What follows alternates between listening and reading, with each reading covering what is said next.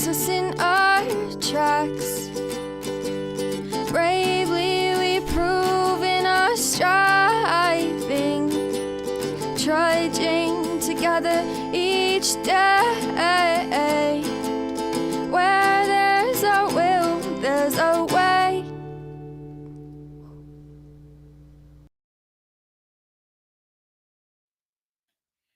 Good morning, everyone. Oh, guess I need my microphone. Good morning, everyone.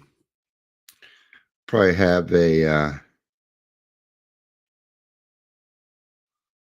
guest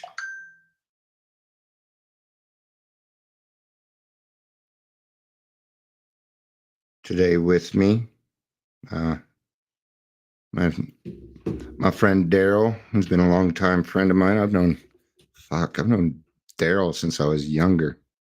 Morning, Amber. Good to see you.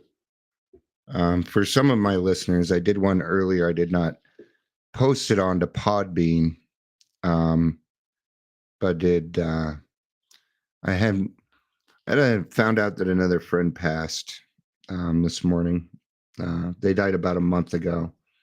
I've been looking into it and doing my own investigation. This is the best way that I can describe. Oh, let's bring Daryl on and say hi to him first.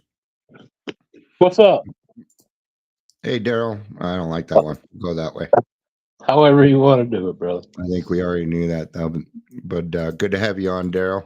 I'll be doing it's going to be a reading today. We'll be in the 12 by 12, but I was kind of discussing and Daryl knows what's going on. I've been talking with him.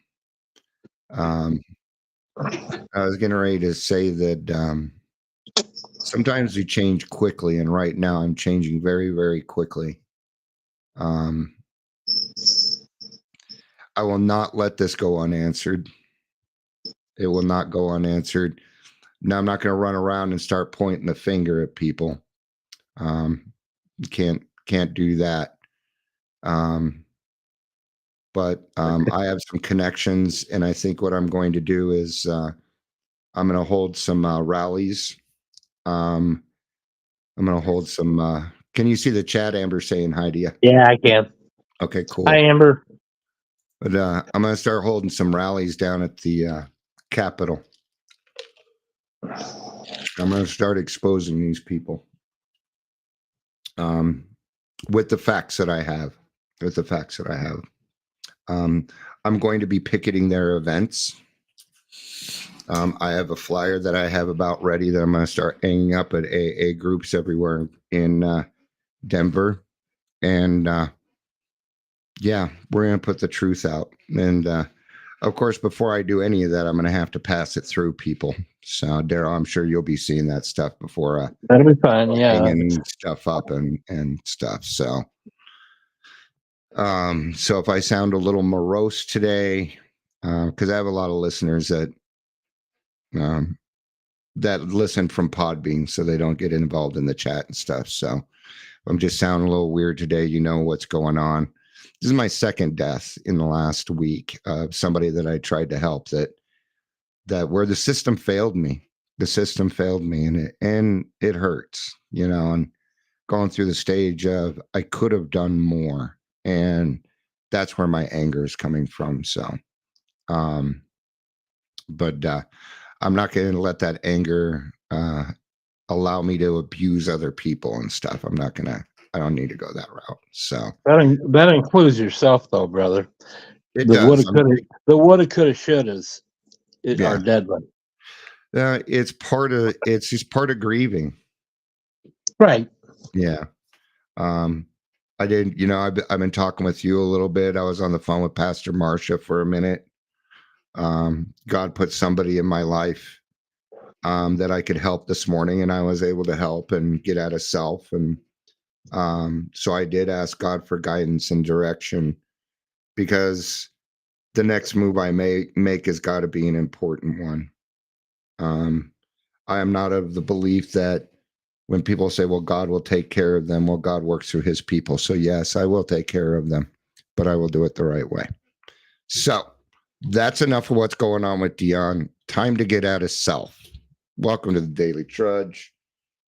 My name is Dion. Daryl is here, and when Daryl is everybody. here, we call it the D&D show. So, which works out. Dungeons and Dragons. My initials are DM, so I'll be the dungeon master today. Daryl's initials are DK.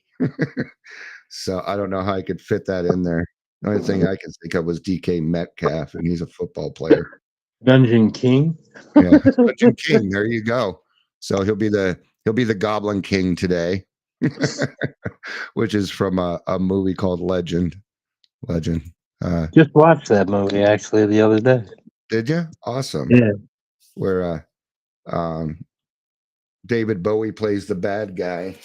He does a great job in that too. David Bowie's an excellent actor. I'm a big fan of David Bowie. It's almost it's a cult thing. Yeah, it is. Cult movie type of deal. And, falls in that category with those kind of with those movies that weren't hugely popular but have a huge following because it's a kind of an 80s thing, kind of a Gen X Tarantino thing. type. Yeah. I heard Tarantino's getting ready to do a Star Wars movie. I think it was probably. I heard that.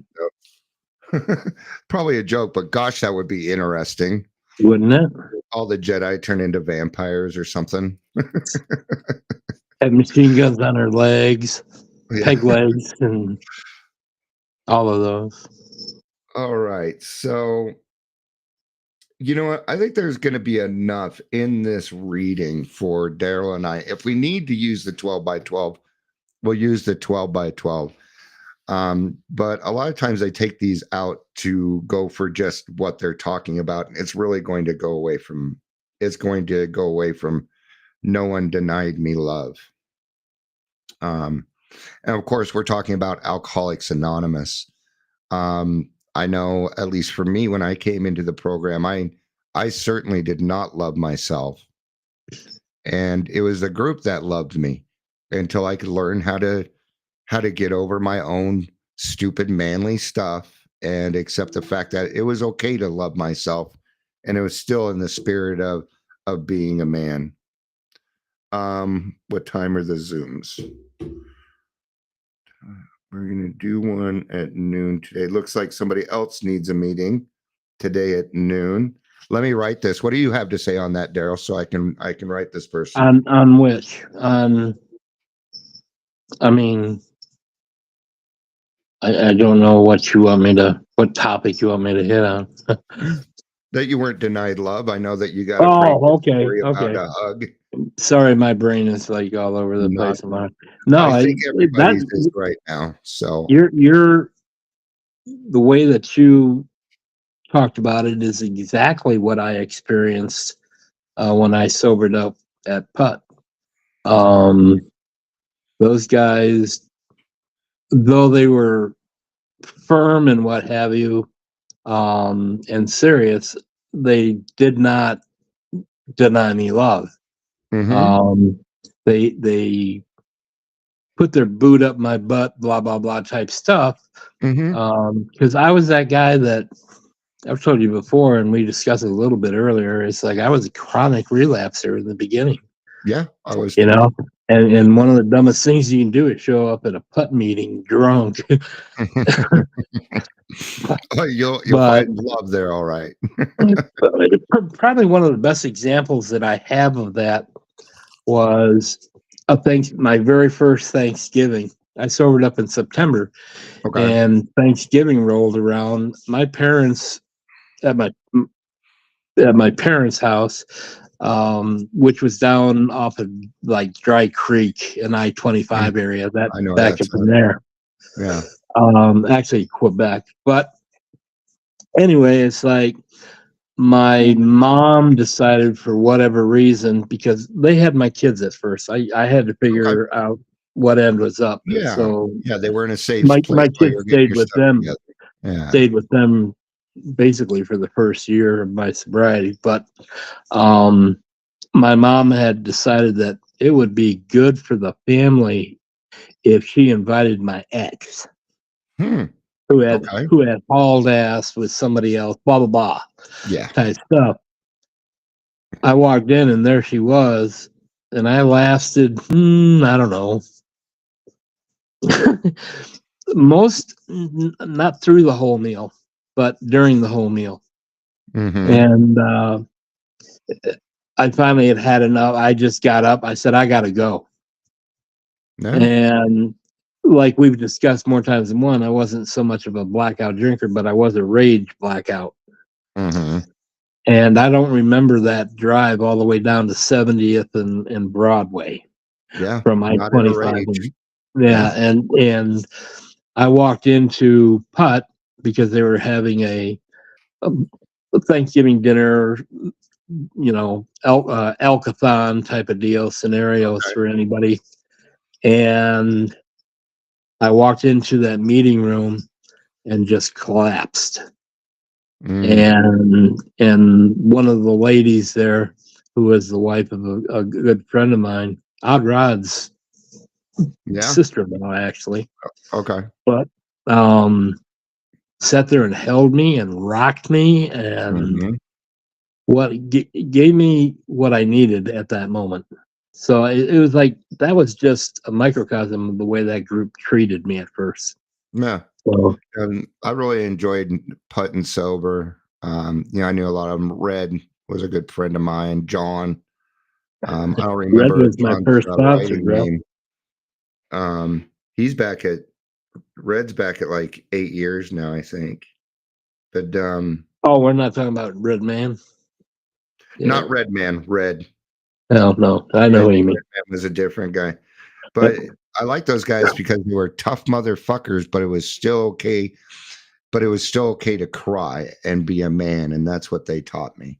Yeah, you know, they did. I run that in the Phoenix concept. Wanted to say hi to Patricia and Julia. It's good to see you both. Hi, I'm glad guys. that we're here. Julia, I don't know if you're in the WhatsApp group, but we're going to have an impromptu noon meeting on the grassroots today. I think some people need it. So, all right, let's see what this says here. On the AA calendar, it was year 2. A newcomer appeared at one of these groups. He soon proved that he was a desperate case and that above all, he wanted to get well. He said, "Since I am a victim of another addiction, even worse stigmatized than alcoholism, you may not want me among you." All right. And there's a lot of people in AA, we call them duly diagnosed, you know, where there's a lot of people in AA that also have drug problems or maybe sex problems. Yeah, I know, Daryl, you're one of them. Right. You know, and, you know, even for us, I don't really mind as much anymore that, you know, if you bring it up, as long as we're working towards that solution. Right. But I know this story and I know that he, what they say is he never bothered anybody else with his other problem. But if we would have denied this guy, then he wouldn't have been able to help a lot of other people. And what I really like about what we do is we find every reason to say yes. Yes, you can come in. You know, are you sober curious at least? Yeah. Okay, come on in. You know, so we can at least try and help you get on your way. Alcoholics Anonymous is an altruistic program. There is a lot of things being cut and things like that, but I know that AA will persevere. It'll persevere. It will make it because we don't require money. Right. You know, we're broke. You know, if we need to meet on Zoom and do that, that's what we do. I mean, right after you know, the coronavirus hit and we were getting back to stuff. I mean, heck, we had to hold a couple of our conferences in the park because there just wasn't enough money to rent out a hotel space and stuff like we usually do. But we still did it. We were still there. And we love you for who you are. It's got to be that way. Yeah, I addressed both sides of my deal through AA. Mm-hmm. Because I've always been one of these. Yeah, I mean, I grew up 60s and 70s, and so, you know, drugs and what have you were very prevalent, and I absolutely fell into society that way. But for me, it was I found AA capable of taking care of both of those issues. Mm-hmm. And that's not a knock at NA or any of the other Oh, absolutely not. A's or anything like that. But for me, in the way that I perceived it, it was like I'm adding a different A to what I was doing was terminal uniqueness. I needed to Mm-hmm. be different type of deal. That's just the way that I see it. Yeah. And so I mean, because I have attended all the other ones and what have you. Personally, it's like in my group, we stick to a singleness of purpose. That Yeah. doesn't mean that drugs can't be a part of your story. That's right. Yeah. That just means that we're dealing with alcohol. Mm-hmm. Um, Yeah. In so, all of its aspects. right. Because alcoholism can look like a lot of different things, including drug use. You know, I agree. I would be lying if I said that I didn't use drugs to enhance my drinking experience. Absolutely, I did. Oh, I absolutely did. Yeah. You know, and my story is that the truth is that I quit doing drugs probably about 9 months before I quit drinking. Yeah. And the way that I kicked, and it was horrible, was a horrible experience. But what I used as a crutch was I upped my alcohol consumption about 30% to Oh compensate. yeah. Yeah, because I didn't have that additive. You know, if I went and got a script, like if I got like oxycodone, oh man, that was gonna be a good night. Yeah, Never turned out mine that was way, but my drug of choice was meth, but it helped me drink more. yeah. That's how Yeah, I that's justified. actually that's why I actually enjoyed cocaine, because but the problem I didn't like is I'd start a conversation at 10 o'clock and then the sun would be coming up. And I just hated that. I hated that. So Well, um yeah, but so it's like I'm very open minded when people say that they are addicts and what have you. yeah. Um, I've been the I've ones had to that make get me more go, open-minded about that you lately. know, it's the So reality of my generation, bro. yeah, absolutely it is. I do you know, because I'm one of those people. I consider myself a pure alcoholic. I really didn't get into drugs, but only because I knew that I loved them so much, and I had a lot of prevention when I was a kid. So it was my knowledge that helped me stay away from them. Right. But but that doesn't mean that I also didn't be like, well, at least I ain't smoking meth, and using I, excuse, blaming other people that I feel were below me, and the, I certainly don't feel that way now. the thing that cracks me up the most is a lot of these groups, and I don't know where it started. Um,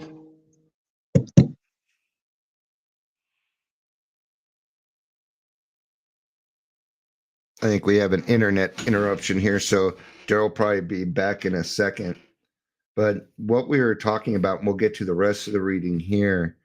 And this might explain kind of where I'm coming from. It's actually in the doctor's opinion. At least we got a good headshot of Daryl there. at least it stop. It did him justice, because at least that's a good shot there. Now you have no sound. Okay.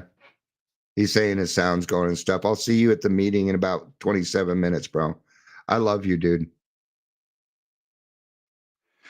All right. It says here, if any feel that as psychiatrists directing a hospital for alcoholics, we appear somewhat sentimental.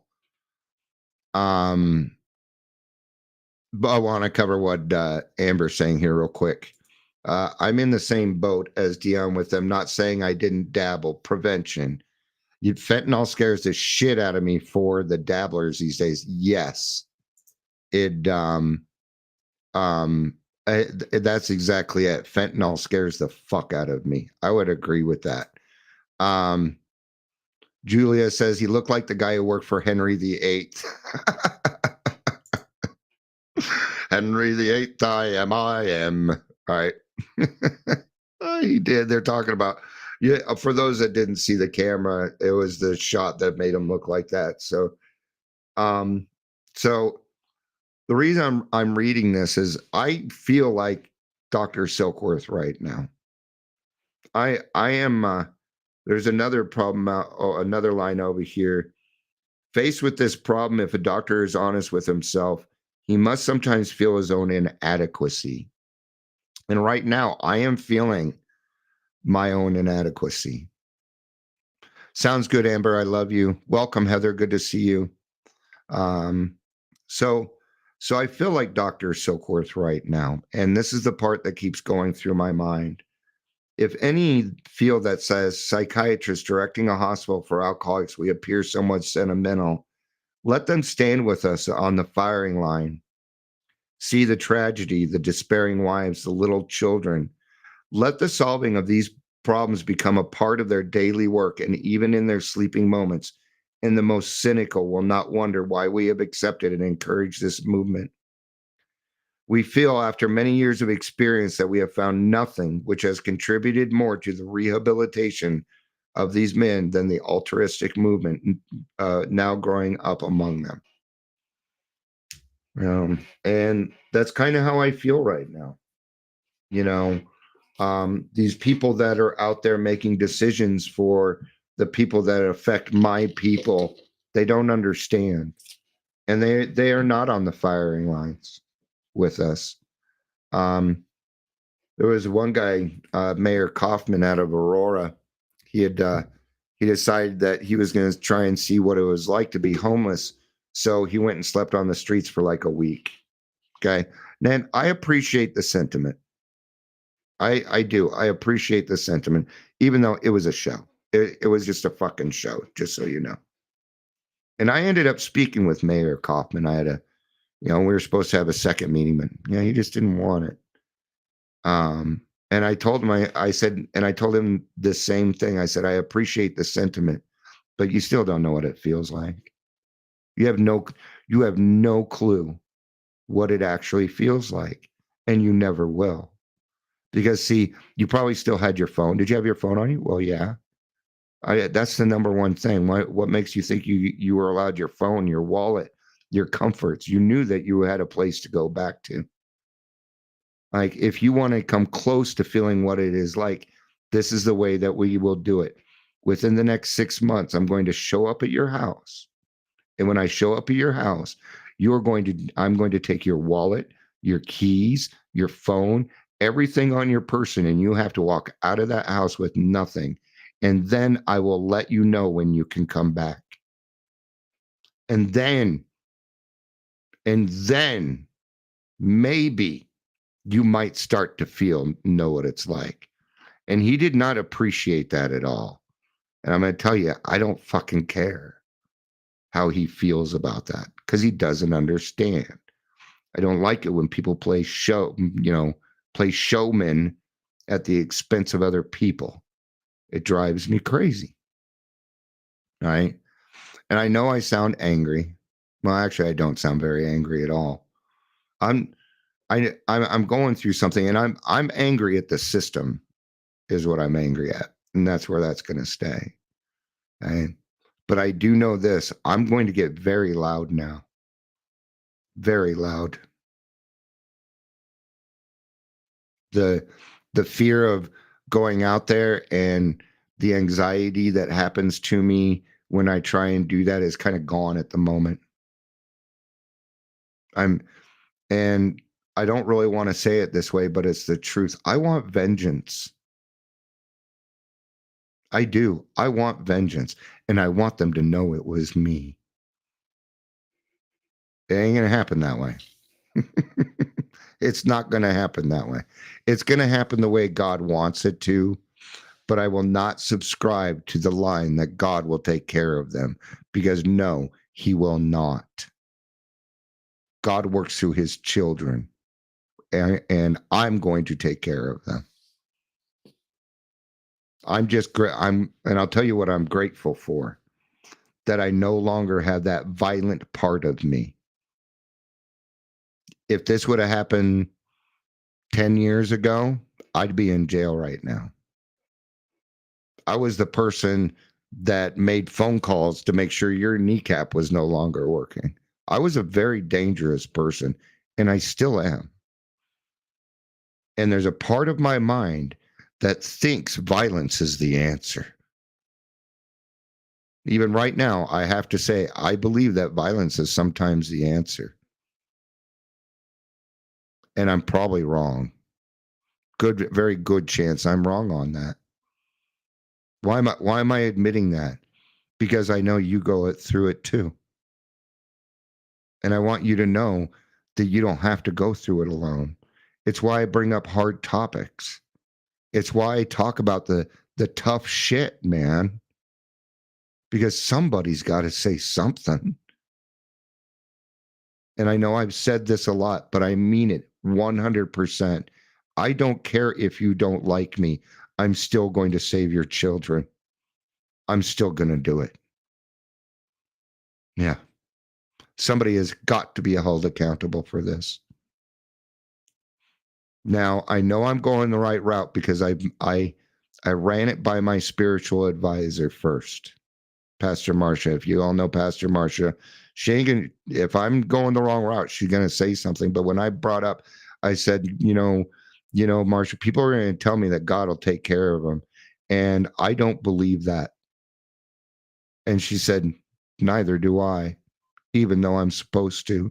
He works through us, and he's working through you right now. And I'm going through change fast. It's why I called a noon meeting. I'm changing fast right now, and it's extremely uncomfortable. But as every minute goes by, I get more and more courage. All right. Let's get back to the reading, and we're going to wrap up because I got to open the room in 9 minutes. I came to you, a wife, mother, woman who had walked out on her husband, children, family. I was a drunk, a pillhead, a nothing. Yet no one denied me love, carrying a sense of belonging. Today, by God's grace and the love of a good sponsor and a home group, I can say that through you in Alcoholics Anonymous, I am a wife. I am a mother. I'm going to start crying again. A grandmother and a woman, sober, free of pills, responsible. God, that brings joy to my heart. It brings me joy. I think Daryl was just trying to come back on. That's what you were doing. You've been sitting there for 20 minutes, probably. And No. I just got off the phone. He's going to join us for the nooner. Oh, okay. I'm just kind of ending because I got to open the room in 8 minutes. Right. And I still got to give me the link to both the group and I can do that. And the Zoom, and I'm going to send it over to him so he can join us. Sounds good, man. Yeah, you can just copy and paste what I put in. It's exactly what I'm going to do. Yep. So without a higher power, I found in the fellowship my life would be meaningless. I am full of gratitude to be a member of good standing in Alcoholics Anonymous. And this is my goal. To help as many people as I can become a mother, a father, a person in good standing in their community so that they can help other people. I don't know how many times a day I hear, Dion, thank you for everything that you're doing. And my only request is this, that you pass it on. That you pass it on. That's it. So thank you for hopping back in, hanging out with me today, Daryl. I'll see you in a few minutes. Thank you, everybody, for being here. I hope you guys can join the meeting. It'll be the same link. If you need it, reach out to me and I'll get it to you. And we'll see several of you in about 10 minutes. So thank you. I appreciate it. I love you. You know I do. Peace out.